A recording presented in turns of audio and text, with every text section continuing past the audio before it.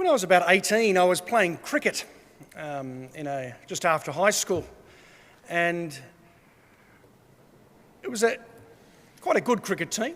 And occasionally, or most weeks after our cricket games, the team would go down to the pub or to somewhere else for a drink and maybe something to eat, as perhaps most teams do sometimes. And we had one member of our team who would always have an excuse as to why he couldn't come. And there were other gatherings of the team outside of the game, and he'd always have an excuse. Oh, this was going on, this is going on. He eventually got the nickname of Excuses, because he always had a reason why he couldn't get together with the rest of the team. And making an excuse has been easier now than it has been ever for the last 2 years. Excuse, you can say, oh, it's COVID. We've probably all used it in the last 2 years as to why we couldn't come to something. Oh, it's COVID. Oh, no, I'm isolating. We mightn't have been isolating, but it was still easy just to say, oh, it's COVID. And everyone knew, oh, well, there's obviously something going on, and we come up with an excuse. Today, our readings is about the call of God. And very often, we can put excuses in place to not be followers of Christ, or to not be the missionaries that God's wanting us to be. Sometimes we come up with excuses so we don't even have to listen. God has a path for us.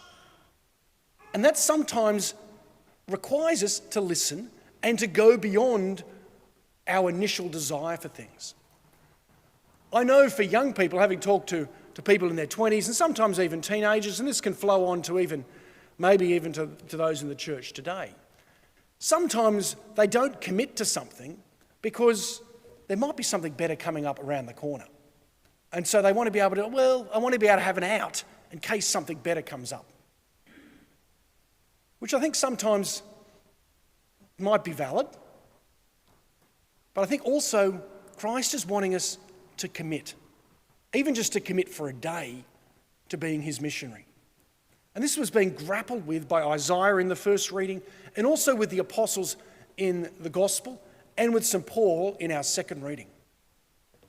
They were looking for a messenger of the Lord in the first reading. And Isaiah had some reasons not to be a messenger. But he'd had few experiences of God, of the angels of God. And we're told about this, that he had this experience of God, and they heard this voice crying out, "Holy, holy, holy is the Lord of hosts." A little bit like the prayer we have just before the Eucharistic prayer. And then we get to the end of this reading where they're looking for someone to become the messenger of God to go and proclaim. And Isaiah says, yes, I've experienced something of God who's close to me. And Isaiah's response is, "Here I am, send me. Send me as the messenger." We're all here today because we've had some experience of God. That God has been close to us in some way. We can come up with excuses why we can't go and proclaim the good news to our family, to our community, why we can't live out the way of God. Oh, I'm too busy. Oh, it doesn't really make sense. I'm afraid. Or we can say, let's pray for the grace of God to strengthen us, and that we will be those messengers.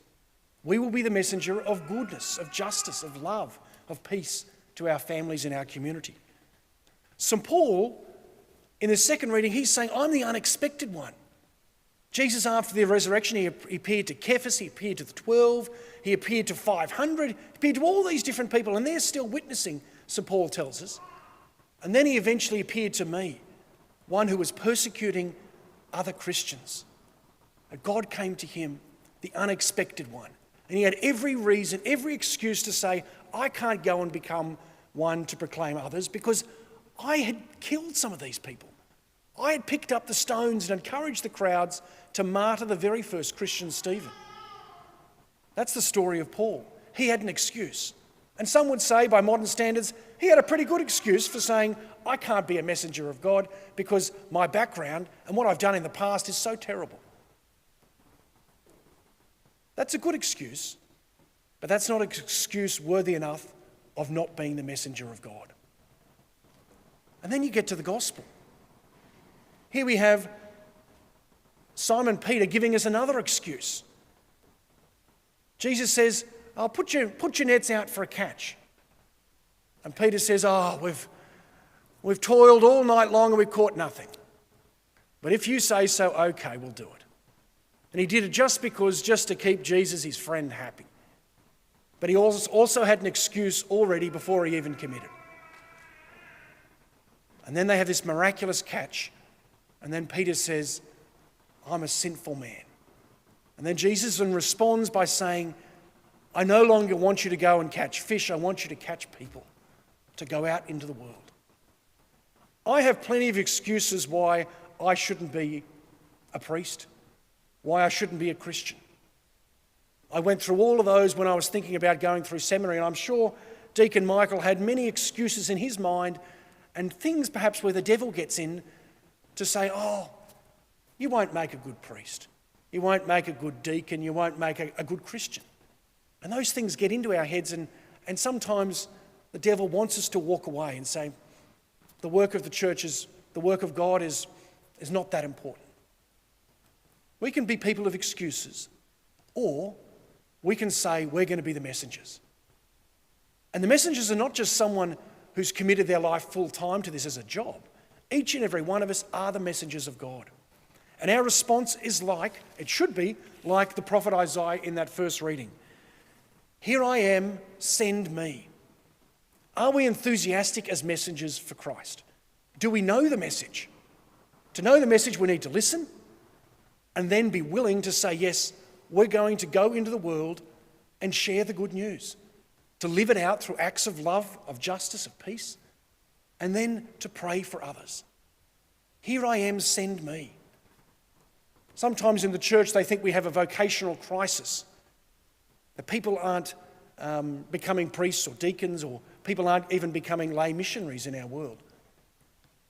I think perhaps we have a crisis of excuses. So many reasons for us not to want to become followers and to live that out on a daily basis. If you've had an excuse in the past, or perhaps you've even had an excuse you've used last week, maybe lay those excuses down today in front of the altar, sort of figuratively, and let those excuses go to the Lord and respond confidently this week to say, I'm going to proclaim good news. I'm going to proclaim good news to those in my family, my community, perhaps people who don't even want to hear about it, because we're called to be the messengers of Christ. Christ needs us. We can come up with excuses. Let's not be the ones of excuses. Let's be the ones who gather the community together to listen, to discern God's will, and to go into our world